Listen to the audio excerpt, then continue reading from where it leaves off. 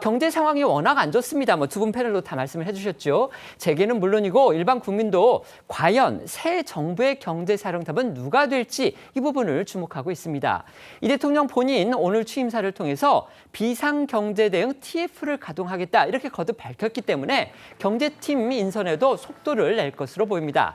초대 경제팀 수장 과연 누가 될지 관심이 쏠리고 있습니다. 네, 이 통상 대선이 치러지면은 인수위, 그러니까 2달간의 인수위 기간을 갖는데 이번은 이제 조기 대선으로 그런 기간을 갖지 못하기 때문에 그 공백을 극복을 하고 또 이 경제 정책의 연속성과 또 안정성을 갖추기 위해서는 관료 출신이 임명될 가능성이 높다라는 그런 관측이 많이 나왔습니다.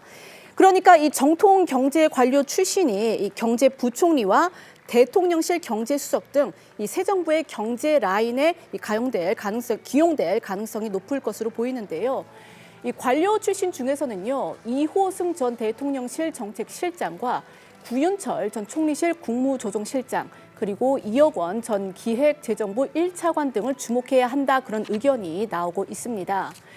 또 이 민주당 내에서는요, 이 경제 이슈를 다뤘던 인사들로서 이 친명계 좌장격인 이 5선의 정성호 의원을 비롯해서 당 정책위의장과 원내대표를 지냈던 5선의 김태년 의원, 그리고 이 문재인 청와대 일자리 수석을 지냈던 정태호 의원 등이 후보군으로 꼽힙니다.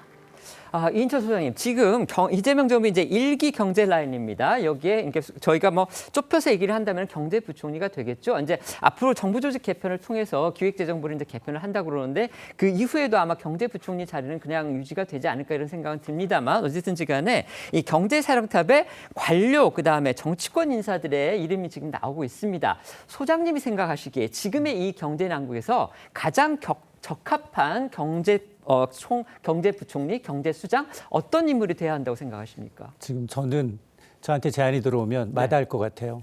네. 현재 경제 상황이 만만치 않습니다. 네. 올해는 제로 성장이고요. 그러니까요. 내년에는 1%입니다. 네네. 잠재 성장률 2%를 밑도는 게 2년 연속됐다. 네. 대한민국 건국 이래 처음입니다. 네. 그렇기 때문에 지금은 물론 그동안의 풍부한 강한 업무 실행 능력, 추진력 다 중요합니다. 시장과의 소통도 중요하고요. 근데 하나가 더 추가가 됐습니다. 지금 한미 통상 협의에서 환율은 재정 당국 간 합의입니다. 네네. 근데 지금 컨트롤 타워 부재잖아요. 네. 그러면 국제 통상 업무에 유능한 정말로 단순 관료보다는 정책적 리더십이 강하고 국제 감각이 있는 인물로 돼야지 정치력이 있는 그리고 이제 편하다는 이유로 이제 관료들이 계속 한다면 아마 우리가 앞으로의 이제 통상협에서 상당히 좀 불리해질 수 있습니다. 알겠습니다.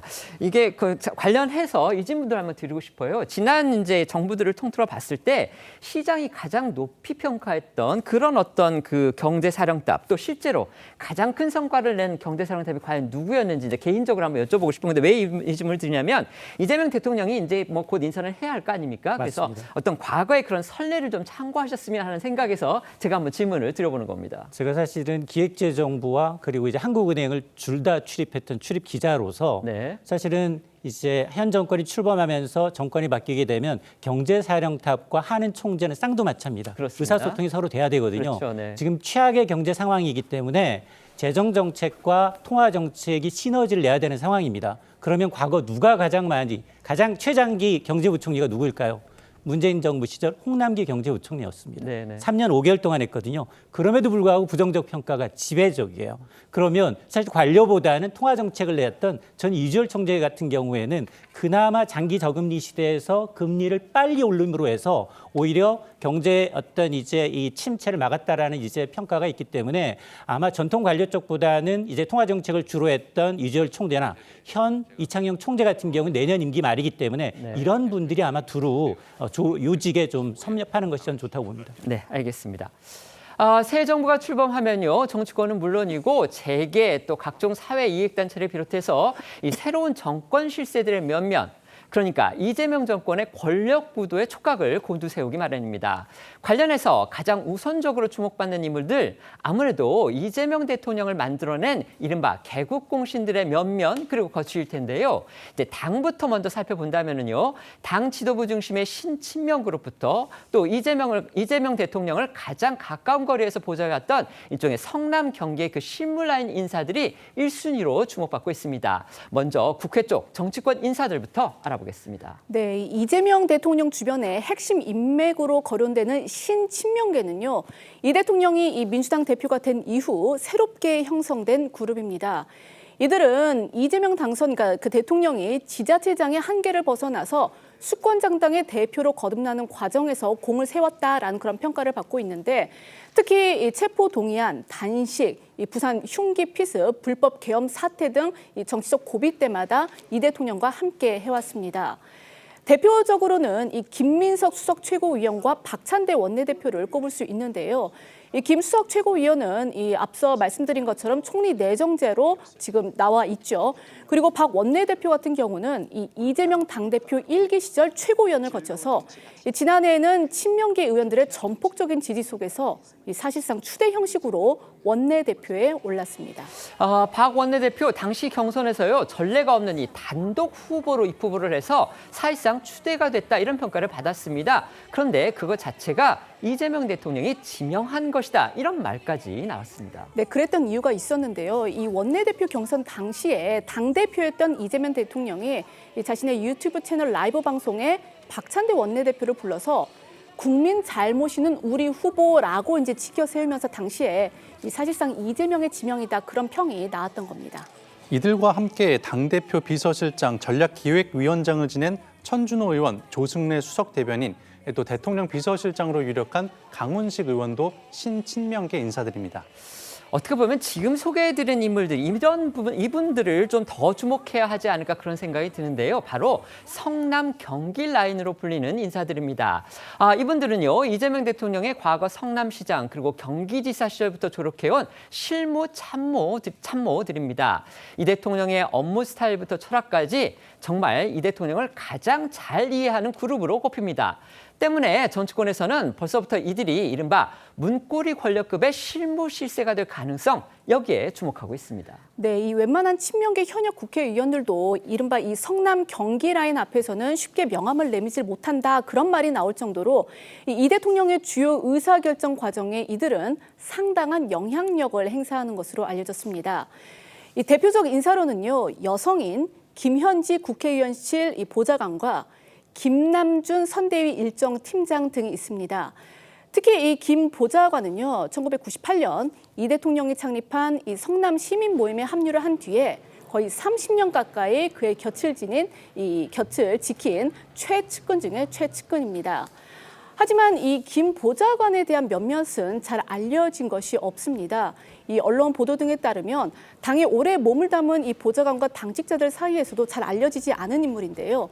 뭐 국회 구내식당에서만 보이는 그림자 같은 존재다, 아니면 후보와 독대에서 일정도 바꾸는 실세다, 이렇게 평가가 제각각인 것으로 전해집니다.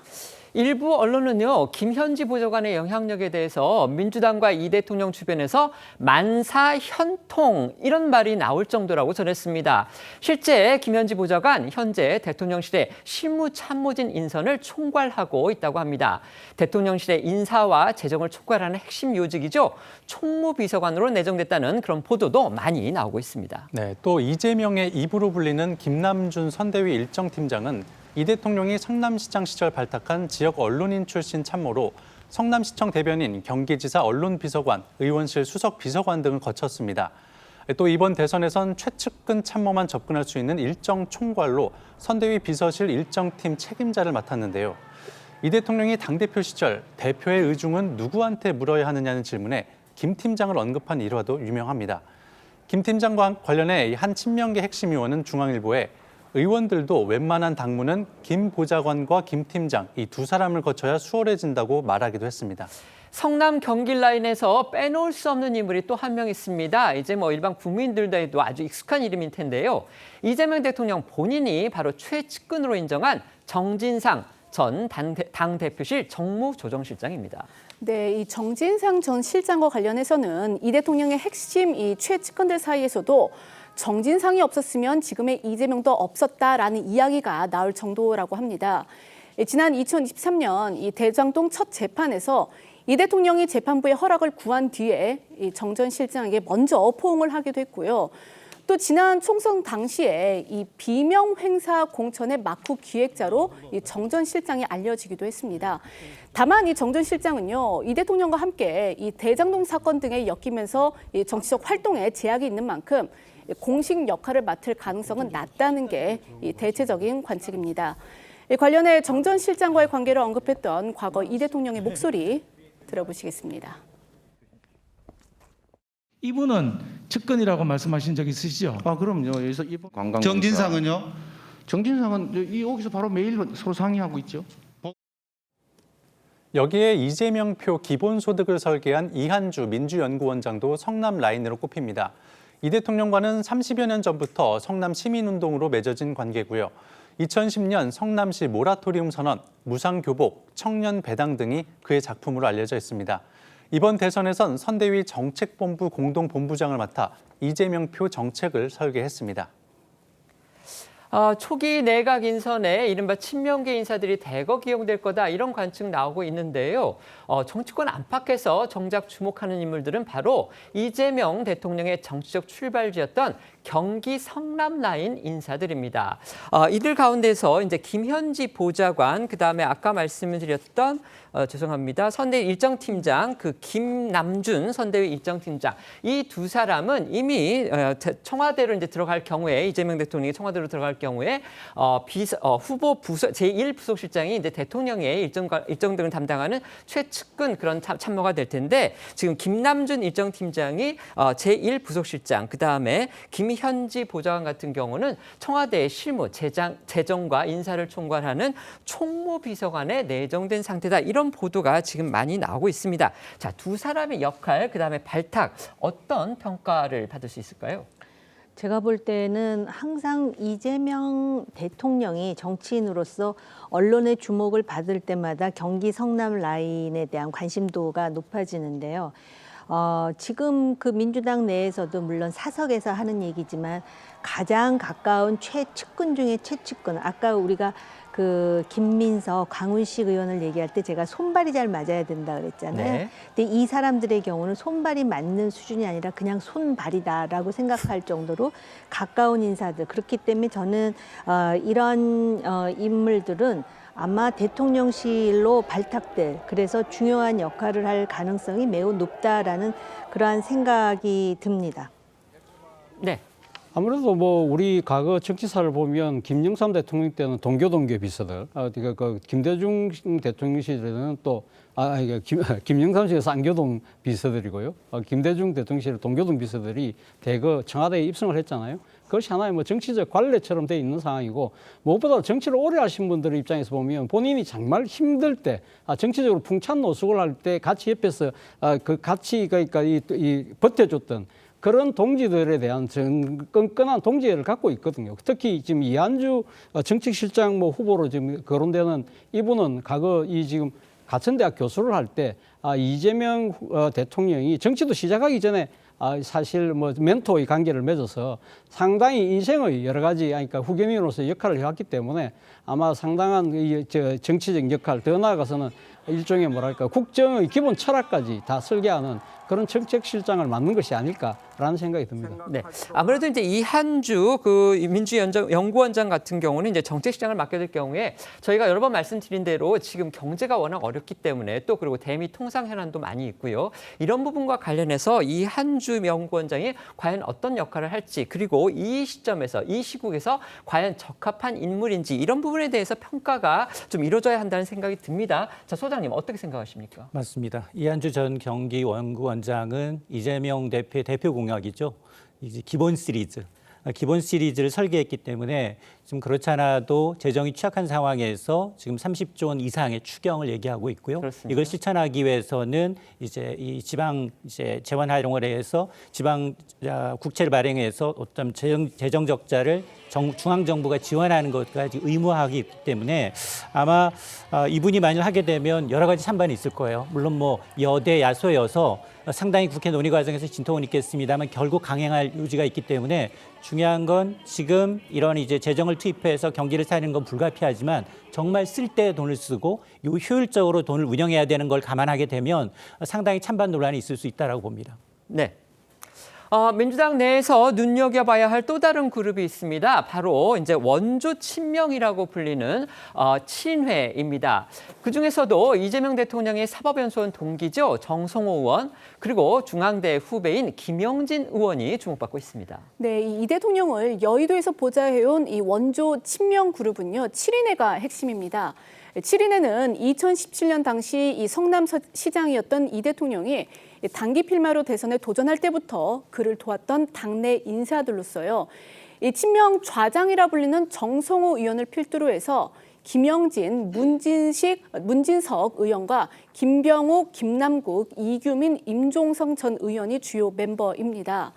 이들은 이 당 선언이 이 민주당에 안착을 하고 또 세력을 확장하는데 결정적 역할을 했다라는 그런 평가를 받고 있습니다. 앵커 말씀하신 대로 이 정성호 의원은 이 대통령과 1987년 사법연수원 시절부터 함께한 40년 지기로 이재명 당대표 시절 강성 지지층이 불편해할 만한 얘기도 기탄 없이 할 만큼 신뢰가 두텁다고 알려져 있습니다.